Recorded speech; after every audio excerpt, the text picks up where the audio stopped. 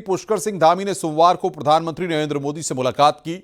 CM Dhami ने PM Modi को रुद्रप्रयाग के कार्तिक स्वामी मंदिर का मॉडल भेंट किया। सीएम धामी ने पीएम मोदी को अगले साल होने वाली नंदा राज्यात यात्रा के लिए भी आमंत्रित किया है। साथ ही हरिद्वार में गंगा कॉरिडोर और टनकपुर में शारदा कॉरिडोर को लेकर भी बातचीत हुई है। वहीं उत्तराखंड के विकास के कई मुद्दों पर सीएम धामी ने पीएम से विचार विमर्श किया है।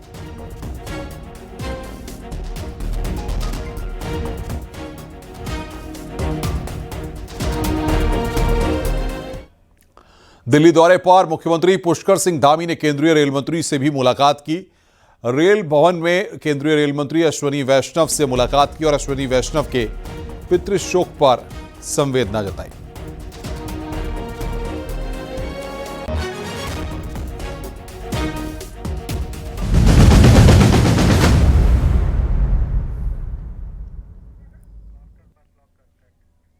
उत्तराखंड पंचायत चुनाव को लेकर आज की सबसे बड़ी खबर है। पंचायत चुनाव पर रोक लगाने से हाईकोर्ट ने इंकार किया और पंचायत चुनाव की प्रक्रिया जैसे चल रही है वैसे ही चलती रहेगी। साथ ही 2 वोटर लिस्ट में नाम वाले कैंडिडेट को लेकर भी बड़ी खबर है। 2 वोटर लिस्ट में नाम होने वाले कैंडिडेट फिलहाल तो चुनाव लड़ सकते हैं, लेकिन अगर वो जीत जाते हैं तो उनके चुनाव को कोर्ट में चुनौती दी जा सकती है, क्योंकि हाईकोर्ट ने साफ कहा है कि 2 वोटर लिस्ट वाले चुनाव नहीं लड़ पाएंगे, यानी कि उनका निर्वाचन असंवैधानिक होगा।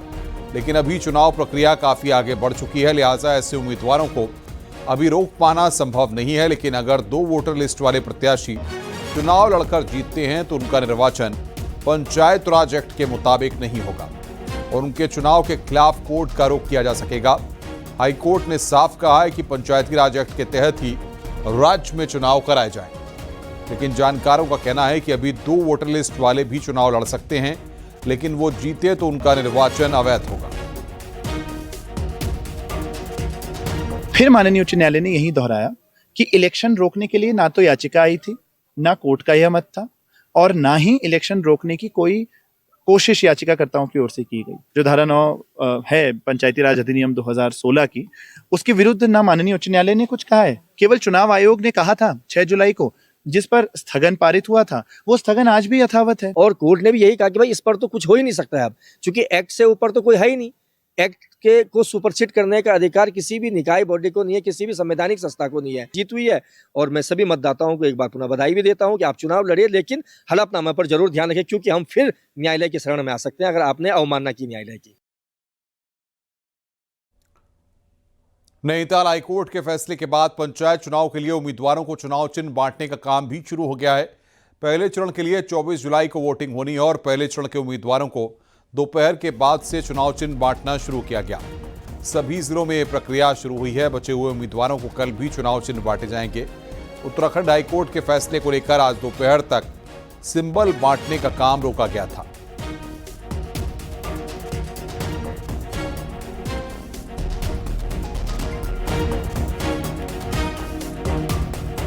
उत्तराखंड पंचायत चुनाव में नामांकन पत्रों की जांच के बाद अब 22,429 उम्मीदवार निर्विरोध चुन लिए गए हैं। अब करीब 11,000 पदों के लिए चुनाव होगा, जिसमें 32,580 उम्मीदवार मैदान में हैं।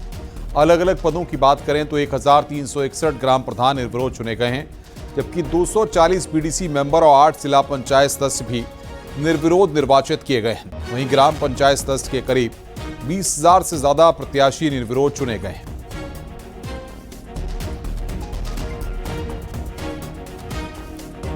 पंचायत चुनाव में सिंबल मिलने के साथ ही चुनाव प्रचार और तेज हो गया है। बीजेपी ने भी अपने समर्थित जिला पंचायत सदस्यों के लिए अपनी ताकत झोंक दी है। बीजेपी ने अपने सांसद से लेकर विधायक और संगठन के कई पदाधिकारियों को मैदान में उतार दिया है। वहीं पंचायत चुनाव में गुटबाजी को रोकने के लिए सांसद डैमेज कंट्रोल में लगे हैं, साथ ही आगे बीजेपी को कोई खामियाजा न भुगतना पड़े।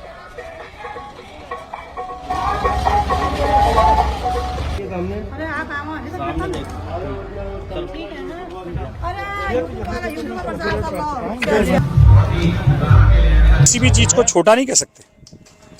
यदि ग्रामीणों की सरकार बन रही है उसको छोटा नहीं कहा सकता। और हमारे जो हमने अपने समर्थित उम्मीदवार दिए हैं वो केवल जिला पंचायत में, जो ग्राम सभाएं हैं उसमें स्वतंत्र उम्मीदवार हैं, जो क्षेत्र पंचायत सदस्य हैं उसमें भी स्वतंत्र रूप से लोग अपनी भागीदारी निभा रहे हैं। हमारी जिलेवार ऐसी टीमें बनी हुई हैं जो सबसे वार्ता कर रही हैं। कुछ लोग वापस भी आए हैं कुछ लोग और वापस आ जाएंगे, चुनाव होते होते फिर भी आ जाएंगे। हम अंतिम समय तक भी अपने कार्यकर्ता को नहीं छोड़ते हैं। पिथौरागढ़ के बॉर्डर इलाकों में पंचायत चुनाव कराना एक बड़ी चुनौती बन गई है। खासकर व्यास, दारमा और मिलम घाटी में बसे गांव में बारिश के सीजन में चुनाव कराने में चुनाव आयोग के भी पसीने छूट रहे हैं। देखिए रिपोर्ट। व्यास, दारमा और मिलम घाटी के ग्रामीण मौसम के हिसाब से माइग्रेशन करते हैं। इन गांव के ग्रामीण अपने मूल गांव के साथ ही निचले इलाकों में भी रहने आए हैं। सीजन के लिहाज से इन दिनों तीनों घाटियों के ग्रामीण मूल गांव में ही रहते हैं। बावजूद इसके बरसाती सीजन में इन गांव की राह आसान नहीं है। भारी बारिश के चलते यहाँ रास्ते तो अक्सर बंद रहते ही हैं, साथ ही आसमानी आफत कभी भी तांडव मचा सकती है। ऐसे में इन घाटियों में ग्रामीण पंचायत चुनाव का मतदान निचले इलाकों में कराने की मांग कर रहे हैं। हमारी एक ही मांग है कि इस मानसून काल में इन विभिन्न परिस्थितियों में जो चुनाव पंचायत चुनाव किया जा रहा है, 2014 में भी दोनों जगह पंचायत चुनाव किए गए थे। हमारी यही मांग है कि पंचायत चुनाव दोनों जगह किया जाए, दार्चुला में भी और धारवाड़ क्षेत्र में। कि वो धारवाड़ क्षेत्र विषम परिस्थितियों में जहाँ पे वो लोग करने जा रहे हैं वो बहुत ही दिक्कत भरा रहेगा। यही निवेदन करने आए कि वो उसको आप केवल जनसंख्या के दृष्टिकोण से भी और मतदान प्रतिशत की दृष्टिकोण से भी आपको विचार करते हुए धारचूला क्षेत्र में इन्होंने मतदान केंद्र बनाना जाना चाहिए।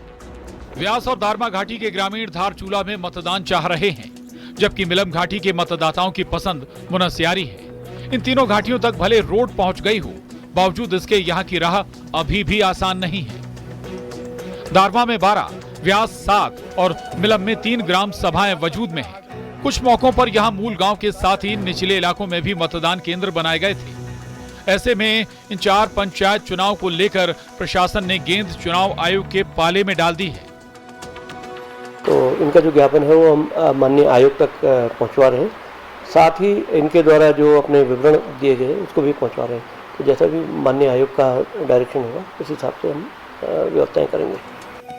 बॉर्डर की इन घाटियों को लेकर चुनाव आयोग क्या कदम उठाता है, इस पर सभी की निगाहें लगी हैं। ऐसे में अगर मतदान निचले इलाकों में होता है तो ग्रामीणों के साथ ही पोलिंग पार्टियों को भी खासी राहत मिल सकेगी। न्यूज़ 18 के लिए पिथौरागढ़ से विजय वर्धन उप्रेती की रिपोर्ट। हरिद्वार से बड़ी खबर है। हरिद्वार में कांवड़ियों के उपद्रव की एक और घटना सामने आई है। कांवड़ियों ने चश्मे और घड़ियों की दुकान में लाठियों से जमकर तोड़फोड़ की। वहीं दुकानदारों को डंडों से पीटा गया है। तस्वीरों में भी देखा जा सकता है कि कांवड़िये किस तरह से दुकानों में तोड़फोड़ कर रहे हैं। बताया जा रहा है कि मामूली कहासुनी के बाद कांवड़ियों ने जमकर उत्पात मचाया। वहीं पुलिस ने मामले में हरियाणा के 2 कांवड़ियों को गिरफ्तार किया है। पूरा मामला नगर कोतवाली क्षेत्र के अपर रोड का है।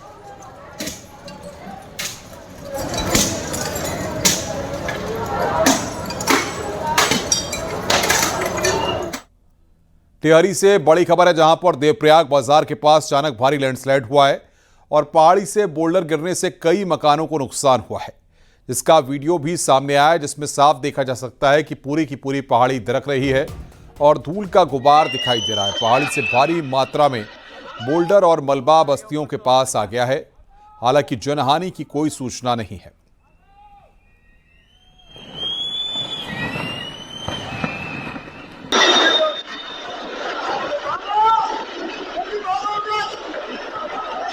ऊपर से और आ गया।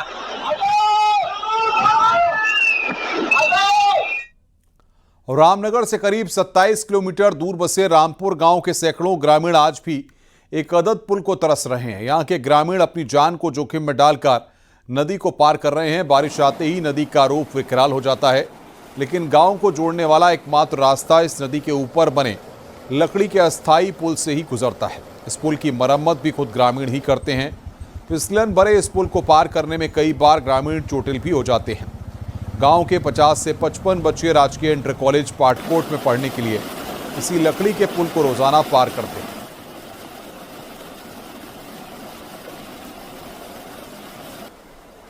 और जो ये कालीगांव जो पुल है हमारी, ये पुल हमने बनाई है अभी। हाँ, तो हम इसको हर बार इसको मरम्मत करते हैं, लकड़ी के जो भी हमसे बनता है, क्योंकि और तो यहाँ पर हमारे पास व्यवस्था है नहीं कि तो सरकार के माध्यम से। लेकिन जब भी बरसात होती है हमारे 50-55 छात्र छात्राएं यहाँ से अध्ययन राजकीय इंटर कॉलेज पाटकोट में जाते हैं। तो वहाँ से उनको बता दिया गया कि पुल का एस्टीमेट तैयार करें, अगर नहीं भी गया हुआ है तैयार करके एस्टीमेट भेजें, जल्दी यहाँ पर कोई वैकल्पिक व्यवस्था की जाएगी। फिलहाल जो अभी व्यवस्था चल रही है वहाँ पे, उसी को लकड़ी के जो पुल तैयार किया गया उसी को कैसे सुदृढ़ किया जा सकता है, उसको भी पीडब्ल्यूडी विभाग से वार्ता कर ठीक कराया जाएगा।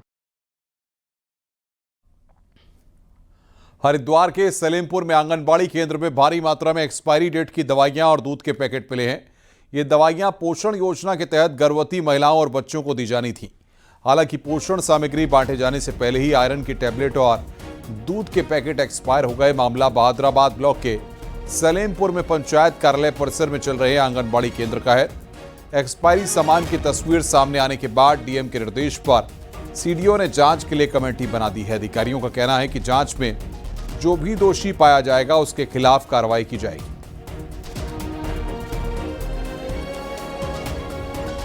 समिति जो है वो गठित की जा चुकी है और इसमें शक्ति से शक्ति जो संबंधित हैं उनके विरुद्ध कार्रवाई की जाएगी। देखिए, जब तक जांच रिपोर्ट नहीं आ जाती तो किसी की गलती हम बोल नहीं सकते हैं, इसलिए जांच रिपोर्ट आने दीजिए, उसमें ये सभी चीज़ें किसकी जिम्मेदारी उसमें तय की जाएगी। विकासनगर में ऑपरेशन कालनेमी को लेकर बड़ा एक्शन हुआ है। पुलिस ने झाड़ फूक करने वाले 2 ढोंगी बाबाओं को गिरफ्तार किया। पुलिस ने 5 जगहों पर दबिश दी, जिसमें से कुछ ढोंगी बाबा फरार हो गए, जबकि पकड़े गए 2 बाबा जादू टोने का काम करते थे। पुलिस को भी पीड़ितों की ओर से कई बार इस मामले में शिकायत की जा चुकी थी।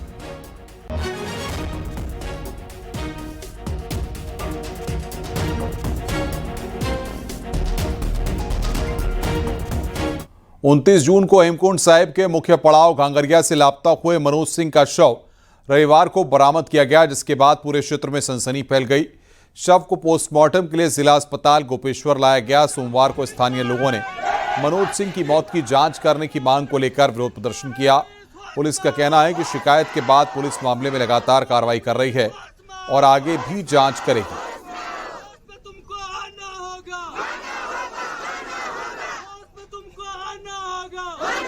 उसके परिजन मेरे पास आए थे, उनका कुछ लोगों के खिलाफ आरोप है, तो उस मामले में उनके द्वारा तहरीर दी जा रही है और हम जो भी सुसंगत धारा है उसमें मुकदमा पंजीकृत कर आगे की जो भी वैधानिक कार्रवाई है वो हम लोग कर रहे हैं।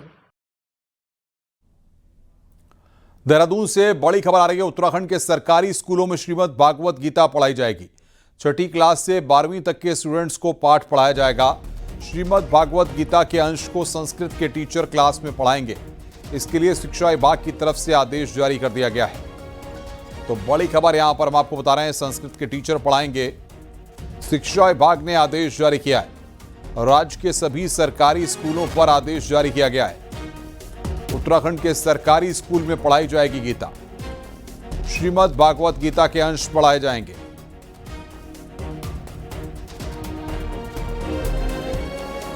गैरसैंण स्थायी राजधानी को लेकर एक बार फिर बयानबाजी शुरू हो गई है। कांग्रेस नेता और पूर्व सीएम हरीश रावत का कहना है कि जनता 2027 में कांग्रेस को मौका देगी तो मैं गैरसैंण को स्थायी राजधानी बनाऊंगा। इस पर बीजेपी प्रदेश अध्यक्ष महेंद्र भट्ट का कहना है कि हरीश रावत को सपने देखने की आदत हो गई है। 2022 में भी हरीश रावत ने मुंगेरी लाल के सपने देखे थे और 2027 का भी वो सिर्फ सपना ही देख रहे हैं। लोग कह रहे हैं कि हरीश रावत के पास मौका था, बना देता। मैं इन सब लोगों से कह रहा हूं 2027 में आप कांग्रेस को मौका दीजिए, मैं बनवाऊंगा। हरीश रावत जी को सपने देखने का शौक आ गया है। 2022 में भी उन्होंने मुंगेरी लाल के सपने देखे थे और 2027 में मुंगेरी लाल के सपने देख रहे हैं। उत्तराखंड की जनता मन बना चुकी है कि भारतीय जनता पार्टी के नेतृत्व में सरकार बनेगी। उत्तराखंड जनता विकास के लिए वोट करती है और उत्तराखंड की जनता के जनादेश ही गैरसैंण कृष्णा राजधानी बनाया है और भविष्य के अंदर गैरसैंण के बारे में निर्णय ये भारतीय जनता पार्टी का नेतृत्व ही लेगा। उधम सिंह नगर जिले के प्रभारी और राज्य के कृषि मंत्री गणेश जोशी ने कहा है कि उत्तराखंड में निवेशकों के लिए अनुकूल माहौल है। आने वाले शनिवार को रुद्रपुर में गृह मंत्री अमित शाह के प्रस्तावित टूर को लेकर मंत्री जोशी ने सोमवार को अधिकारियों के साथ बैठक की। गौरतलब है कि गृह मंत्री अमित शाह उत्तराखंड में इंडस्ट्री के विस्तार के लिए 1 लाख करोड़ की ग्राउंडिंग सेरेमनी में हिस्सा लेंगे। दरअसल 2 साल सीएम पुष्कर सिंह धामी की पहल पर देहरादून में इन्वेस्टर्स समिट हुई थी, जिसमें करीब 3.5 लाख करोड़ के निवेश के प्रस्ताव आए थे। उन्हीं प्रस्तावों में से 1 लाख करोड़ की ग्राउंडिंग सेरेमनी का कार्यक्रम सरकार भव्यता से मनाए जाने की तैयारी कर रही है। हमारे यहाँ पावर कट नहीं होता, हमारे यहाँ फिरौती नहीं ली जाती है। जो पति हैं उनके लिए सबसे सेफ जगह है तो उत्तराखंड है। लक्ष्मण झूला योगनगरी ऋषिकेश की पहचान रहा है, लेकिन अब बजरंग सेतु नई पहचान बनेगा। 96 साल पुराने लक्ष्मण झूला पुल की जगह अब बजरंग सेतु से गंगा के 2 किनारे जुड़ेंगे। 68 करोड़ के पुल को अट्रैक्शन पॉइंट के तौर पर तैयार किया गया है। देखिए हमारी रिपोर्ट।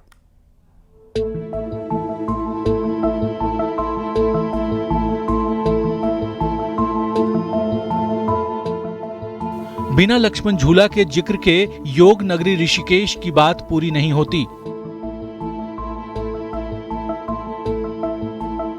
1929 में बना ये पुल अब हेरिटेज बनकर रहेगा और 96 साल बाद बना ये बजरंग पुल अब नई पहचान बनेगा। साल 2021 में खतरे के चलते लक्ष्मण झूला को बंद किया गया था, तो जनवरी 2022 में बजरंग सेतु बनना शुरू हुआ। 68 करोड़ की लागत का ये पुल बनकर अब तैयार है। सितंबर में उद्घाटन की बात हो रही है। बजरंग सेतु लक्ष्मण झूला के ठीक बगल में बना है, ताकि बजरंग सेतु के गुजरने वालों को अतीत याद आता रहे। हम लोग ने ब्रेक थ्रू कर लिया है, वहां तक हम पहुंच गए हैं। डिग भी हमारा बन गया है। मैं अभी शुक्रवार को गया था देखने के लिए।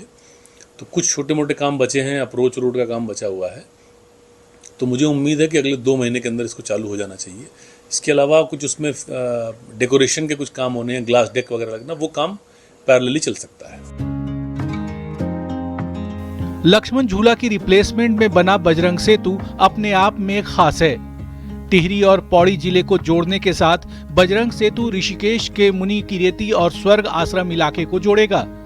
बजरंग सेतु की लंबाई 132 मीटर है, जबकि चौड़ाई 8 मीटर।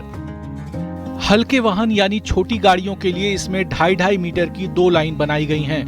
पुल के बाहर की दोनों तरफ 1.5 मीटर का रास्ता पैदल चलने वाले यात्रियों के लिए होगा, जिसके फ्लोर में कांच लगा होगा। इतना ही नहीं, गंगा नदी के ऊपर बने इस पुल पर 10 सेल्फी पॉइंट भी बनाए गए हैं।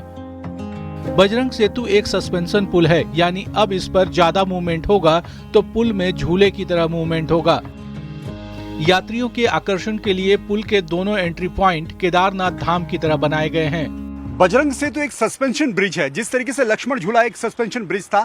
और इंजीनियर्स का कहना है कि जब इसमें भीड़ बढ़ेगी तो एक हल्का मूवमेंट इस पुल में रहेगा। यानी लक्ष्मण झूला में जो लोग चलते थे, वो जो फील था, वो फील इस पुल पर भी लोग महसूस कर सकेंगे। और खास बात यह है कि तीर्थ नगरी और योग नगरी ऋषिकेश में इस पुल को बनाया जा रहा है, इसलिए पुल के दोनों तरफ जो एंट्री पॉइंट्स है, वहां पर केदारनाथ मंदिर की रेप्लिका बनाई गई है, या केदारनाथ मंदिर की तरह एंट्री पॉइंट बनाए गए हैं, ताकि लोगों को यहां पर देवभूमि का एहसास हो। और बजरंग सेतु इसे नाम दिया गया है। तो जानकी सेतु, लक्ष्मण झूला, राम सेतु और अब ऋषिकेश में बजरंग सेतु बनकर तैयार है।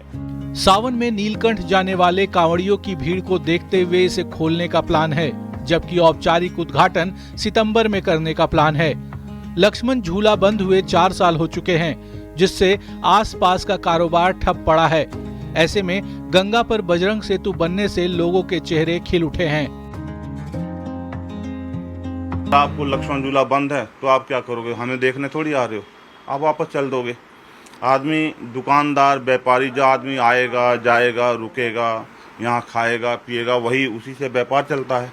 अब बिना व्यापार के सब ऐसे पड़े हुए थे कि जिंदा थे।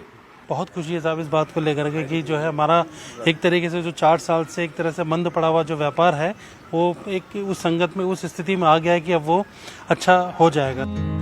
लक्ष्मण झूला ऋषिकेश का टूरिस्ट पॉइंट रहा है। देश विदेश के टूरिस्ट इस पुल को देखने और इस पर चहलकदमी करने यहाँ पहुँचते थे, जो अब इतिहास हो चुका। लोगों की उम्मीद है कि लक्ष्मण झूला के बगल में बना बजरंग सेतु अब देश दुनिया में ऋषिकेश की नई पहचान बनेगा।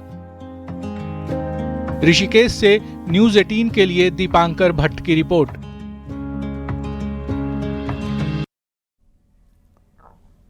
सावन के पहले सोमवार को दिल्ली में सीएम पुष्कर सिंह धामी ने पूजा अर्चना की। भगवान शिव के मंदिर में सीएम ने जलाभिषेक किया और प्रदेशवासियों के सुख शांति की कामना की।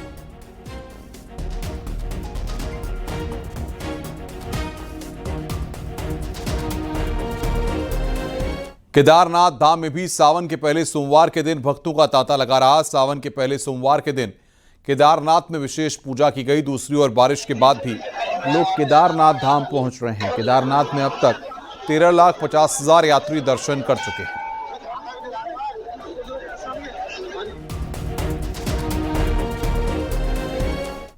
उत्तराखंड में धार्मिक स्थलों की सुंदरता और आध्यात्मिक वातावरण को और बेहतर बनाने की दिशा में वन विभाग अनोखी पहल करने जा रहा है। अब आस्था पथों और अमृत सरोवर के आसपास रुद्राक्ष वाटिका विकसित की जाएगी। मुख्यमंत्री के निर्देश पर यह योजना पायलट प्रोजेक्ट के रूप में शुरू की जा रही है। देखिए हमारी रिपोर्ट।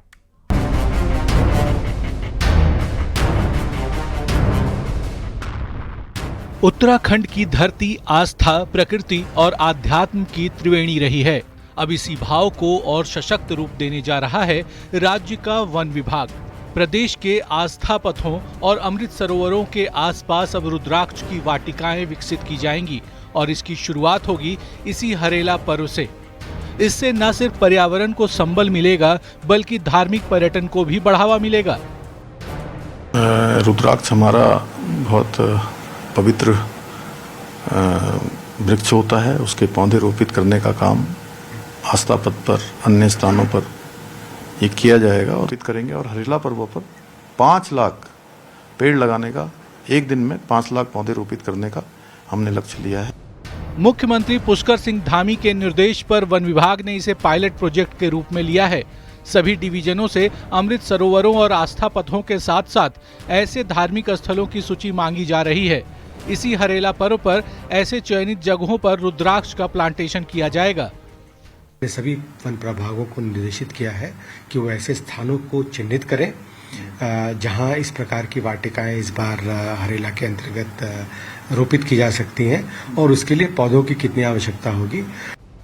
अमृत सरोवर मिशन के तहत बनाए गए जल स्रोत अब सिर्फ वाटर स्टोरेज नहीं होंगे बल्कि रुद्राक्ष की हरियाली से घिरे हुए एक शांतिपूर्ण आध्यात्मिक स्थल के रूप में भी विकसित किए जाएंगे। देखना होगा कि वन विभाग इसे किस तरह से धरातल पर उतार पाता है। देहरादून से न्यूज़ 18 के लिए सुनील नौप्रभात की रिपोर्ट।